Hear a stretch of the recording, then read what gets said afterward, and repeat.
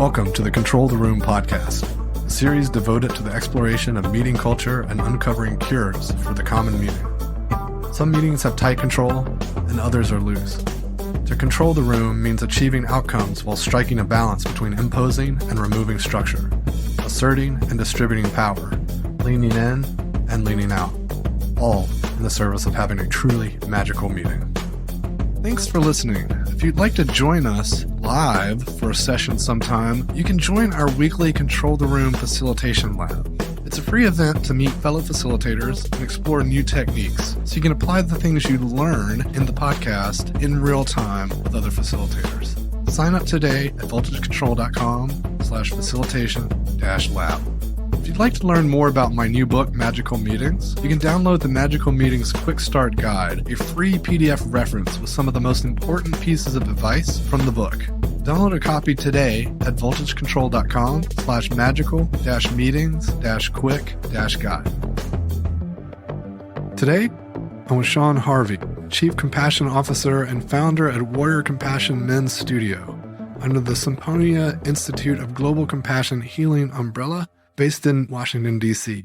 He's also the author of the upcoming book, Warrior Compassion, Unlocking the Healing Power of Men. Welcome to the show, Sean. Thanks, Douglas. Thanks for having me. It's great to be here. Oh, absolutely. So, as usual, I'd love to get started by just hearing a little bit about how you got your start in this work.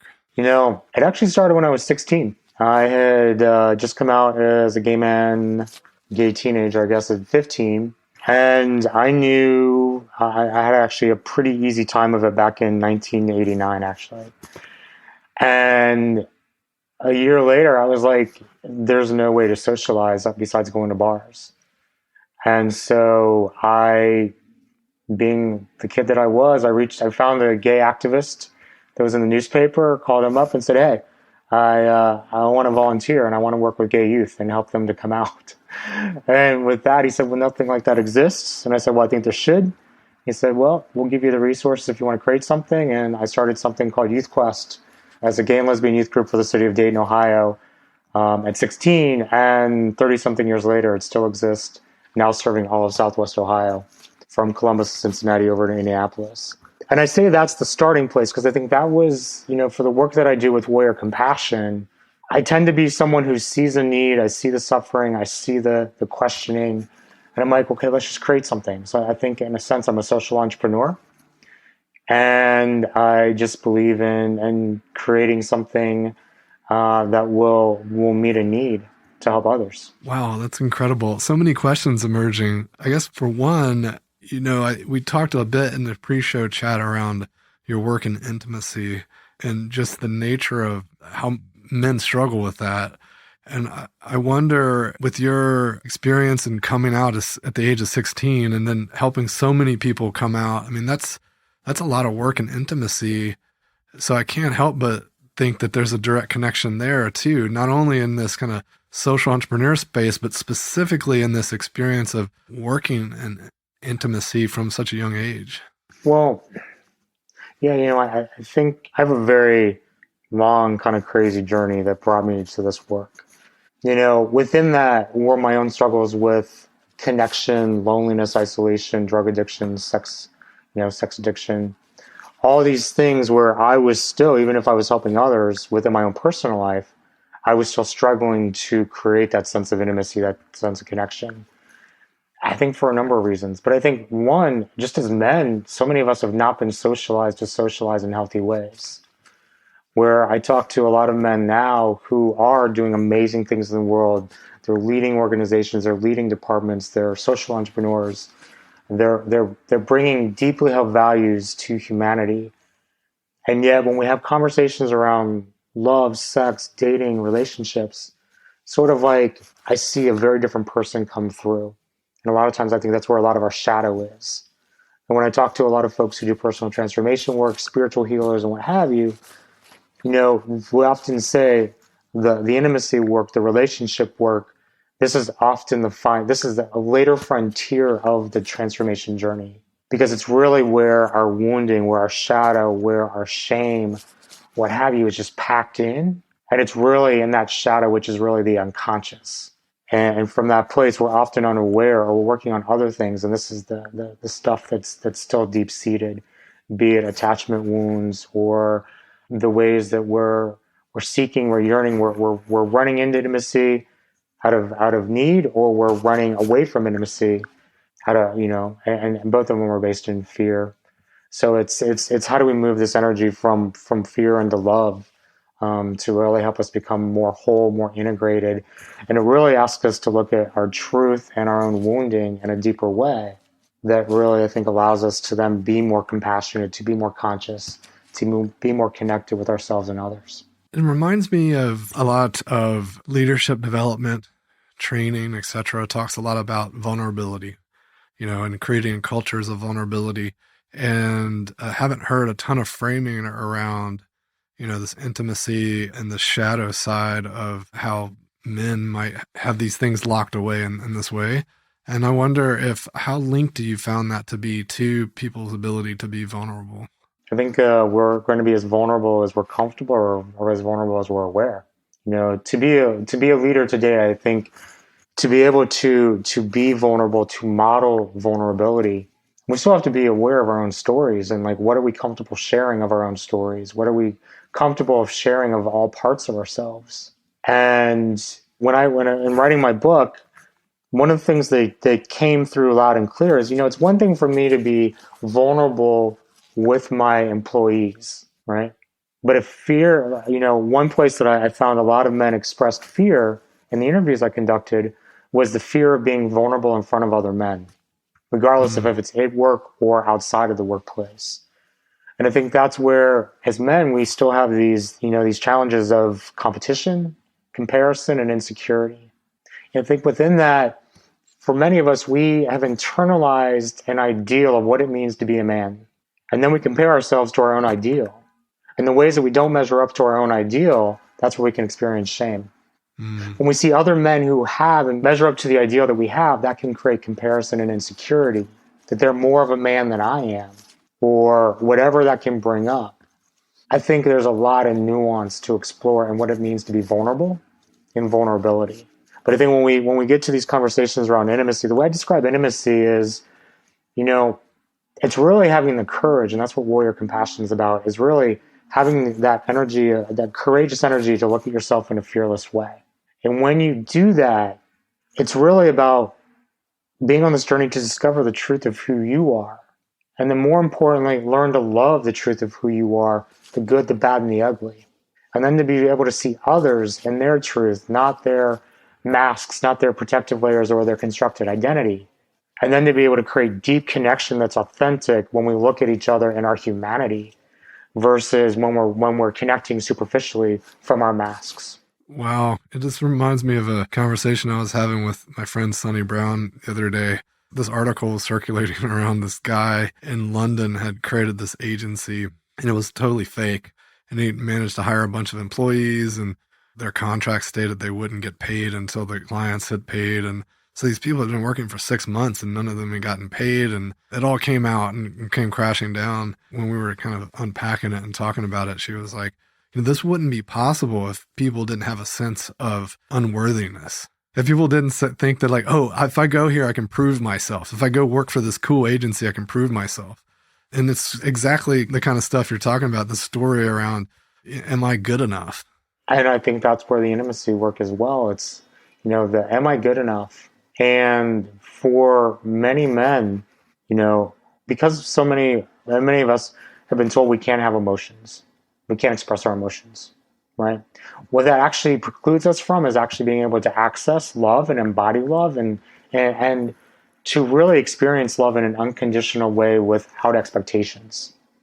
I think this work ultimately of intimacy, is really helping men unblock intimacy to access love in new ways. And then when we move from living from a place of fear and insecurity and less than and worthlessness, right? And we can fill the void from this place of love, integrating ourselves where we're not seeking the love of others so we can express love for others. That's when we can create the true types of relationships that we want. But when we are operating from the void, we're going to fill that container with anything we can. to not experience and feel that void. That's a really fascinating. I'm kind of resonating with it. I'd be curious do you have any stories to exemplify this kind of someone operating in the void and somehow shifting to embodying and living that more? Share my story. So I was one of those guys who, I was a college professor. I worked on Wall Street. I had a great resume. I invested in my resume. I didn't invest in my personal life. And I sought out sex and drugs as my way of creating intimacy. I had this void, I think I'll speak for myself as a gay man. When society tells you that you're wrong, that you're bad, that you're going to hell, it kind of messes with your psyche. And so regardless, and I grew up in the 80s. It's a very different time. And so for me, it was, I had a deep void in me. I didn't know how to love myself. And so I sought it out through mostly sex, but then also drugs later on. It wasn't until I started being surrounded by people who cared for me, who loved me, who saw me and accepted me for who I was, the good, the bad, and the ugly. And once it was described to me as, let us love you until you can learn to love yourself, right? So I think the first thing that I noticed that helped me was when I could start to have the comfort and the confidence to walk into the parts of myself where I had shame, the parts of myself that I didn't want people to see, that I was really hiding. But when I could lean into that and then, inching slowly, step by step, but like taking a step, putting it out there, being exposed, but then being accepted, not rejected or judged. I think that was probably one of the turning points. And then I think to be able to be seen by others for who people saw who I really was versus what I thought I was. And so if I thought I was a piece of shit, but they were seeing like the good, it was starting to shift the narrative. Then I think it was, I've done a lot of personal growth work, both through the companies I've worked with. And I think it was looking at shadow work. What do I not see in myself that others can see, or that comes out when I project my stuff onto others? I'm like, oh, if it's activating me, it may be something with me more so than it's about them. And then, looking at my limiting beliefs. What are the beliefs I have of myself that limit my potential, limit my possibility, limit my reality? And how can I transform those from limitation to affirmation? So that can be another way of tapping into self-care and self-love. And then the final thing is to get real with my own story. And one of the things that we would do at the company I used to work for is we would also have folks look at their own unmet needs. And in the unmet needs, what did I not get as a child but still unresolved, that as an adult, when I don't get that, these are my reactions. And those needs, though, are really the core basic fundamental needs that we all need, that we all have as humans. I was in a group and 38 people were in this group, and we did an exercise around unmet needs. And in that exercise, those 38 people came down to what is the core need you need most in your life? And it came down to be loved, to be seen, to be heard, to be valued, to belong. One of probably those 5, maybe 7, were going around the room for those 38 people. And I think when we're able to see that we all have these core basic fundamental needs, you can start to see each person in their humanity, beyond their identity, beyond their levels, beyond their layers, beyond their class. And then we can start to see the humanity in ourselves and the humanity in them. So I'm really curious, the story you told, there was like a pivotal point there where you found community. And it sounded like you were also starting to do some internal reflection too, but it seemed like there was a pivotal moment where this community, these people were kind of speaking to you, or you were connecting with them, and that was kind of helping you on your journey.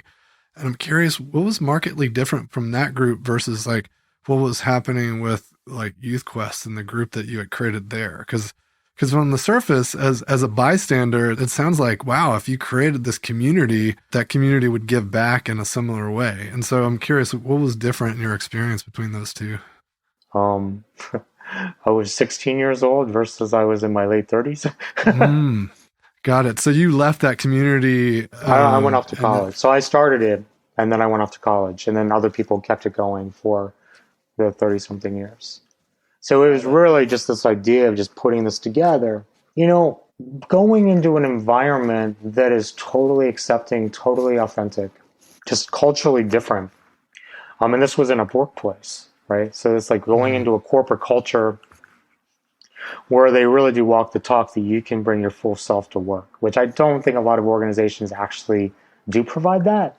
Even though we talk about human-centered workplace design, to really create that culture where you allow for total acceptance to bring your authentic self, that requires a lot of rewiring on the systems and the organization and the culture itself and shift of mindset to go to that place of acceptance. And I had gone to this organization and within it had that experience that there was just care, nurturing, and love permeating the entire corporate culture.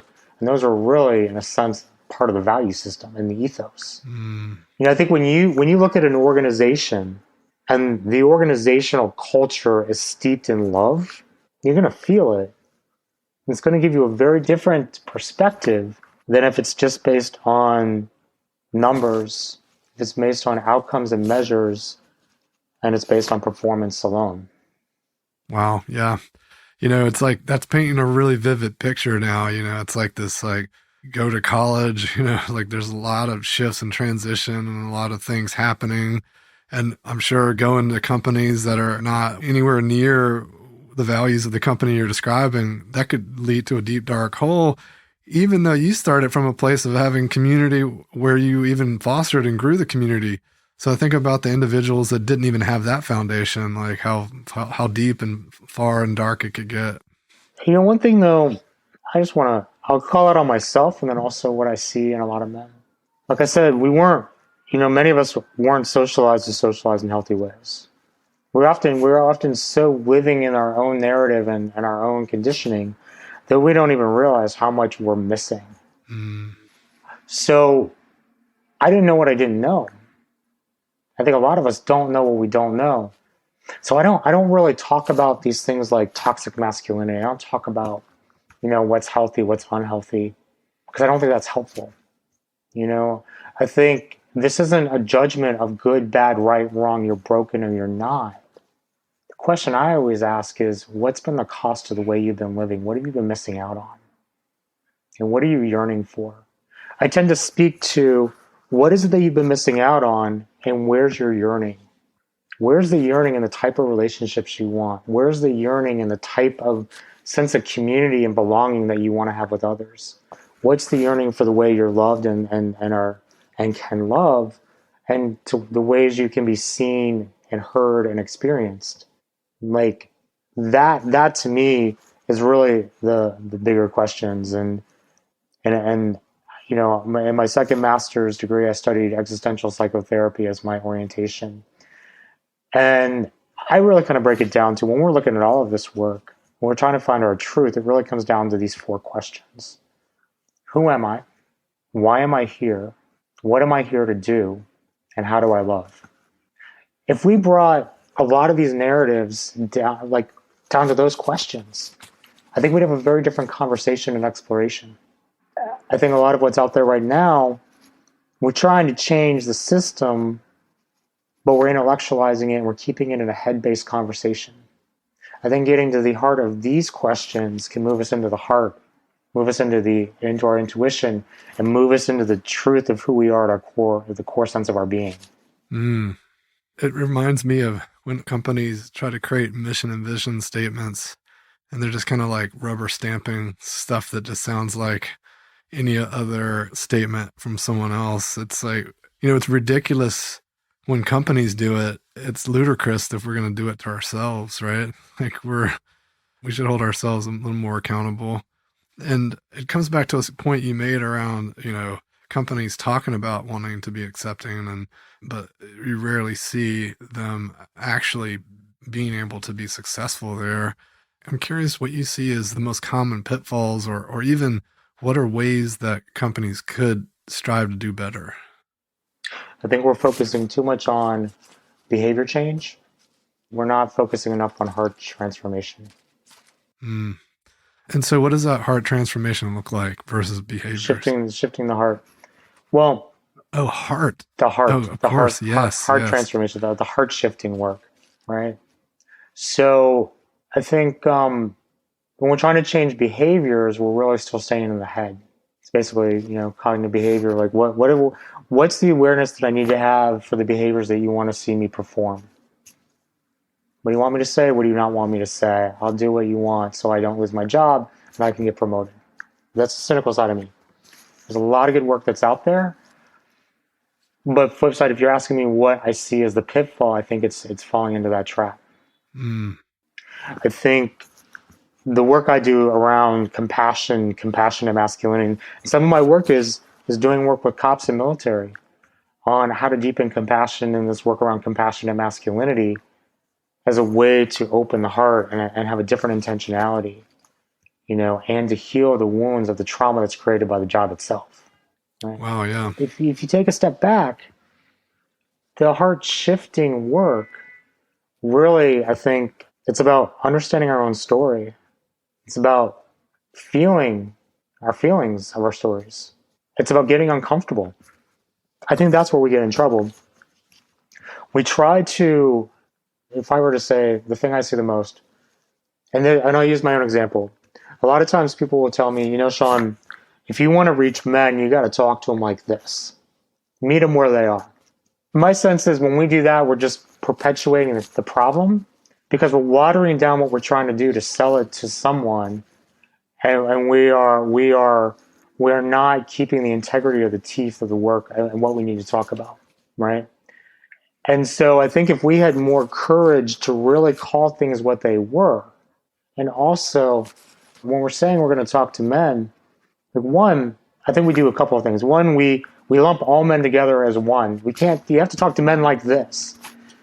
In my experience, men come in many shapes, forms, sizes, like colors, energies, and different experiences. So it can't all be lumped into one. Second, what we're often being said is just speak to men to their heads and simplify it. And so I say, okay, well, two, I think we're underestimating the capability and capacity of men. But three, and it goes back to where I started in terms of my own transformation. For men, it's one thing to be talked to by another man from the head, something completely different to be talked to by another man from the heart. And when I can talk from my heart to another man's heart, and his heart can receive it, his mind may not understand what the hell's going on, but he'll still be gravitating because it's like, wow, I'm not used to this. Where there's no intention, there's no agenda, and I don't want to change you, and I have acceptance for who you are, and I have a genuine love and compassion for who you are, and want to see you succeed, and I want to see you excel. And I want to also be there to support you in the pain and suffering that you have as a human, as a man, and someone going through the struggles of life. I think when we can bring that energy in, both from one man to another and in a community of men, when I was loved by a community, that was by women. A community of women were offering that love. I said, we often as men go to women for care and nurturing. But if we can receive that from other men, and the reality is that doesn't weaken us. That doesn't make us more feminine. It actually is strengthening us in our compassion, both in our compassion and our masculinity, and what it means to be a man, to really be caring and nurturing to others. It's not a softening. Every man that I know that participates in any kind of men's group or ritual cadence-based men's activity, whether it's yearly or what have you, they always come back refreshed, renewed, and it's like they're a new person, right? It's like a prescription. So I want to talk a little bit about the work you're doing with the labs and the various rapid retreats and things, because I find it really fascinating, and especially as it relates to individual work. And I guess I'll just make it a huge wide open question and also throw in how much of your work is informed by this community of women that you found that created so much change for you. Are you sort of recreating a little microcosm of that same little community to give people an opportunity to start experiencing some of that? Often when I talk to men and men's work, from whatever community they're in, I'm like, I did my men's work through the feminine. The company where I became the head of personal transformation and well-being. In doing that, I was, and I have experienced men's work as well, where there's more of a masculine approach into it. And what I noticed actually in the company is I would talk to men who were being transformed through the feminine, and these are all straight men who were, married, kids, working in departments like IT, distribution, finance, and some of the creative areas. But they would tell me like, yeah, I would say, hey, I feel like I'm changing. Are you changing? Are you noticing anything? And they say, yeah, my wife noticed that I listen differently. I'm more patient. I'm more patient with nuance. I can be in a conversation. We can really go into the granular level of the gray. I stopped needing to be right all the time. I started to be more curious. I started to have more access to my emotions, and I could read her emotions. And I started to be more creative, and I started to solve problems differently.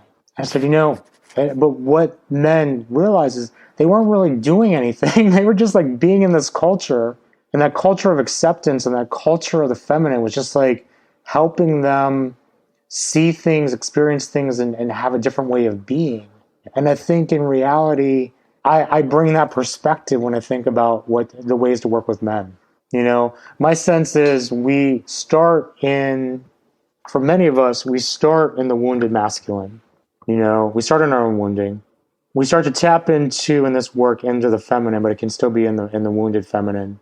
But we heal through the feminine to strengthen us back into the masculine. I think one of the challenges is that in the world today, there's the masculine and masculinity has become so, polarizing and demonized that a lot of men, when they start doing the work, shy away from the masculine. I think the reality is we need both the masculine and the feminine. And the way I describe it, and I'm talking not just from the conditioning, from the constructs of masculinity and femininity. I'm talking about the energy within us, that we all have these energies. You could call it the masculine feminine.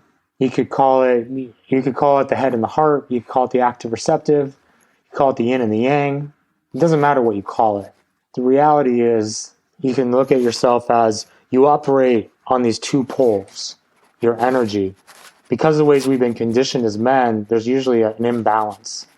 From that imbalance, the question is, if I'm strong, if I have more of my masculine energy, to a lower feminine energy, what's the cost? If I'm higher in my feminine energy and lower masculine, what's the cost? And then what happens when I'm more balanced in my masculine and feminine? The way I describe it is you're really then just getting a greater agility in the ways you respond to what's thrown at you by the world. What life throws at you, you're able to do more of the dance and have more access to more of yourself in dealing with the challenges that you're going to experience in life, and to have a more fulfilling life. It's interesting. It kind of reminds me of being stuck in one gear versus being able to change gears. Totally. Yeah. Totally. Much more resilient. So, which brings me to another kind of curiosity, which is, what would you say is possible through this work? When we peer out into the future, you're doing more of this work, other people are doing it, and it's like amplified and amplified. And what does the world look like? How do things change? Well, I think first, the word that comes to mind is liberation. When we're not telling men to change because they're broken, they're weak, or there's something wrong, but we're really saying, you know what? If you want to come into your best self, there are certain things that have been happening most likely in your conditioning that's constricting you and holding you back and keeping you hostage from your real self. I think this work is about liberating men to come into the fullness of who they are. And then from that place, being able to discover who they are, discover their truth, learn to love differently, learn to unearth and tap into their inherent gifts that maybe they didn't know they had, and to start to realize how they're meant to truly contribute in the world. It's one thing to do your purpose work not connected to personal growth, right? Because you'll probably find your life purpose. You might find your job purpose. I'm also an interfaith minister. I think there's also, how do you find and connect in with your soul purpose? What is it that you're actually meant to do in this lifetime that has nothing to do, most likely, with your job? How are you meant to contribute? I think when more men can discover that, that's going to create a new possibility. I think if we move from, for many of us and many of our systems, they're based on fear-based control.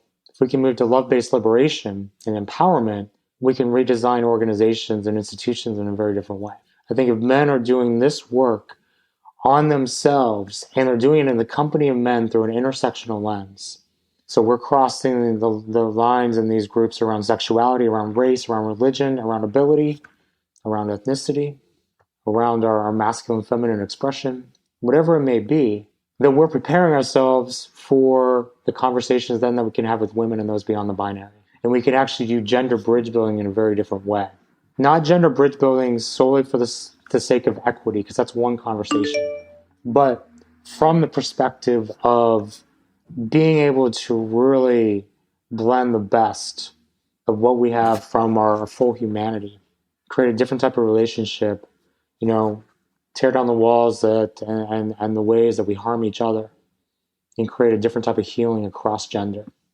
I think that's going to help us innovate differently. I think it's going to help us solve problems differently. And I think it's going to help us as systems are crumbling all around us. We're going to be able to come together across the gender continuum, across our humanity, and be able to start to reimagine these systems that are crumbling from a place of deeper consciousness and collective wisdom.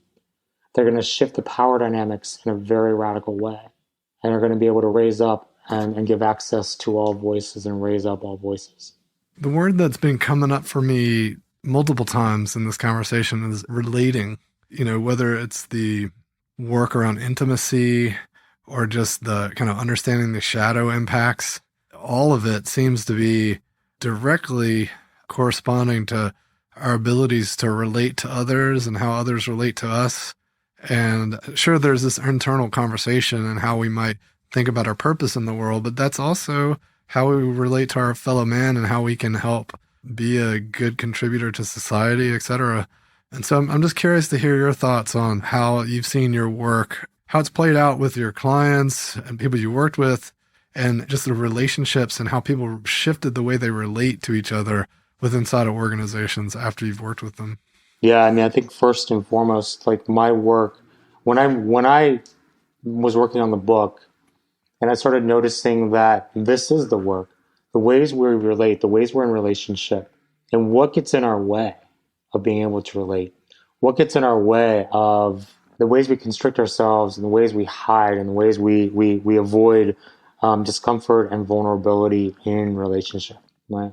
So that's why I started something called Men Navigating Relationships, to bring a space for men to be able to have any and all types of conversations on any and all things, relationships, from isolation to friendship to romance to sex to work relationships to family relationships to the ways we lead. It's all relationship. I was an organizational behavior professor at Cornell and NYU and Baruch College in New York. So I pretty much had 10 years of teaching people how to relate as part of the mix of the things I've done in my life. And I think it does come down to that. I think it does come down to the ways we relate. What I've seen is, in the work I've done, people showing up in an authentic way, people relating in an authentic way and creating authentic connection, people sharing openly and having the hard conversations, leaning into the discomfort of those conversations and having the courage to be able to say what needs to be said and be supportive and be in companion with each other, so people can feel that they have been heard and seen in the conversations, and that people have learned how to listen deeply for each other as a gift versus listening to understand, listening to respond, but really having that intentionality of listening to both receive and understand, and to get curious with each other. That's an important tenet in facilitation, for sure. Listening to understand versus listening to respond. I want to end here with giving you an opportunity to leave our listeners with a final thought. I would say to think about what holds you back from doing this work, right? It can be the fear of opening Pandora's box. It can be the fear of what are those emotions that are within me?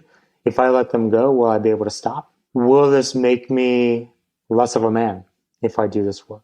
Whatever that tape is, I think there's three things that I would say. One, don't do this work alone. Do it in community. Do it with community, with people that you trust and who are going to be an anchor and a guide for you and who are going to mirror back for you who you are so you can see yourself through their eyes, not through your own perceptions.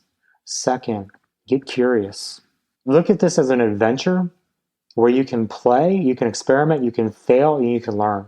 But also realize that, there's going to be discomfort, but the flip side of the discomfort is the liberation that's going to come from it on the other side. And the last thing I think that's so critical is be willing to surrender control. Let go of the ego, relax the ego, and allow yourself to go into the not knowing and sit in the discomfort of the gray, but realize that you're still not going to fall through the cracks even if you do. Awesome. Thank you so much, Sean. I think those are great thoughts for folks, and encourage everyone to check out your programs and the work you're doing. And, the book will be out here sometime soon. Excited to see that and check it out. And we'll have some resources and links to your stuff in the show notes where folks can find you. And it's been a pleasure chatting. So thanks for joining, and I hope we can talk again soon. Yeah, for sure. Thanks so much for having me. Thanks for joining me for another episode of Control the Room. Don't forget to subscribe to receive updates when new episodes are released. And if you want more, head over to our blog where I post weekly articles and resources about working better together. VoltageControl.com.